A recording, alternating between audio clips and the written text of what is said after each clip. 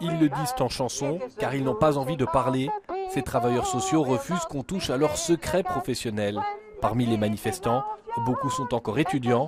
Ils ont choisi cette filière pour une certaine conception du travail social. Ce qui est rapporté, c'est un secret à ne pas révéler entre le bénéficiaire et le travailleur social. Et le fait de devoir révéler, c'est rompre un lien de confiance. C'est un axe de confiance absolu, c'est-à-dire que sans secret professionnel, comment les gens pourraient nous faire confiance ?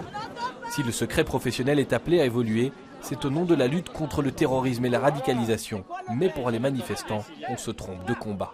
Nous, on a aussi un espace de confiance, de parole et on peut aider la personne à justement pas se radicaliser. Et si on ouvre ce secret professionnel, ces gens n'ont plus cet espace-là, donc voilà. On va nous demander de traquer des personnes qui ne sont pas directement dans une situation de terrorisme ou de risque de terrorisme et qui ne représentent pas directement un risque pour elles-mêmes ou pour les autres. Assistants sociaux, pas policiers, un message que ces étudiants matraquent devant le palais de justice, avec l'accord pour certains de leurs autorités académiques. C'est la rupture de solidarité sociale aussi qui crée les ruptures avec la société elle-même. Et donc ils ont un rôle très important pour notre sécurité aussi, mais ce rôle-là ne peut pas être celui de la police et chacun doit être dans sa fonction.